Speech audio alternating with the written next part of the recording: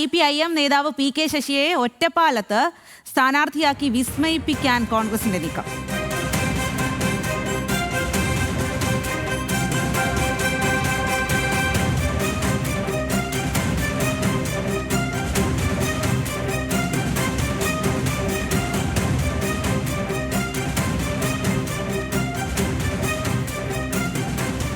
കോൺഗ്രസ് എംപിയുടെ നേതൃത്വത്തിൽ പ്രാഥമിക ചർച്ച പൂർത്തിയായി. വി ഡി സതീശന്റെ നേതൃത്വത്തിലുള്ള പുതുയുഗയാത്ര പാലക്കാടെത്തുമ്പോൾ പ്രഖ്യാപനം നടത്താനാണ് നീക്കം. എന്നാൽ ചർച്ചകൾ നടന്നിട്ടില്ല എന്നും സതീശൻ പാലക്കാടെത്തുമ്പോൾ ഒന്നും സംഭവിക്കില്ല എന്നും PK ശശി ന്യൂസ് മലയാളത്തോട് പറഞ്ഞു.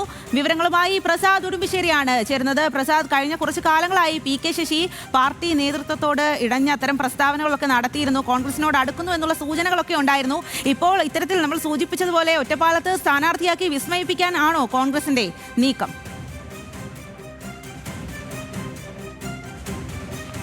സ്വാതി, മലമ്പുഴയിൽ നേരത്തെ വി എസിനോടൊപ്പം ഉണ്ടായിരുന്ന സുരേഷിനെ സ്ഥാനാർത്ഥിയാക്കാൻ കോൺഗ്രസ് നടത്തുന്ന നീക്കം പോലെ തന്നെയാണ് ഒറ്റപ്പാലത്തും PK ശശിയെ കൊണ്ടുവരാനുള്ള ശ്രമം നടത്തുന്നത്. അത് ഒരു MP യുടെ നേതൃത്വത്തിൽ തന്നെയാണ് ഇത്തരത്തിലുള്ള ശ്രമങ്ങൾ നടത്തിയിട്ടുള്ളത്. PK ശശിയുമായുള്ള പ്രാഥമിക ചർച്ചകൾ നടന്നിട്ടുണ്ട്. പക്ഷേ PK ശശി ഇക്കാര്യം പൂർണ്ണമായും നിഷേധിക്കുകയാണ്. നമ്മൾ അദ്ദേഹവുമായി സംസാരിച്ചിരുന്നു. അദ്ദേഹം പറയുന്നത്, ഞാനിപ്പോൾ പാർട്ടി മെമ്പറാണ്, അതോടൊപ്പം തന്നെ CITUവിന്റെ സംസ്ഥാന നേതാവാണ്, ഒരു തരത്തിലും കോൺഗ്രസിലേക്ക് പോകുന്നതിനെ കുറിച്ച് ആലോചിച്ചിട്ടില്ല, വരുന്നതെല്ലാം റൂമർ എന്നത് മാത്രമാണ് അദ്ദേഹത്തിന്റെ പ്രതികരണം. പക്ഷേ നമ്മൾ മനസ്സിലാക്കുന്നത് കോൺഗ്രസിലെ പ്രധാനപ്പെട്ട നേതാക്കളെല്ലാം തന്നെ PK ശശിയുമായി ബന്ധപ്പെട്ടുകൊണ്ട് തന്നെ സംസാരിച്ചു കഴിഞ്ഞിരുന്നു. അവർ വെച്ചിട്ടുള്ള വാഗ്ദാനം എന്ന് പറയുന്നത് ഒറ്റപ്പാലത്ത് സ്ഥാനാർത്ഥിയാക്കുക എന്നുള്ളതാണ്. PK ശശിയുടെ നാടാണ് ഒറ്റപ്പാലം മണ്ഡലം എന്ന് പറയുന്നത്. PK ശശി സ്ഥാനാർത്ഥിയാവുന്നതോടുകൂടി അവിടെ കോൺഗ്രസിന് വിജയിക്കാൻ കഴിയുമെന്ന ഒരു പ്രതീക്ഷ UDF-നുണ്ട്. ആ ഒരു സാഹചര്യത്തിൽ കൂടിയാണ് അത്തരമൊരു നീക്കം നടത്തുന്നത്. പക്ഷേ അത് എത്രത്തോളം വിജയിക്കുമെന്നത് നമുക്കിപ്പോൾ പറയാൻ കഴിയില്ല.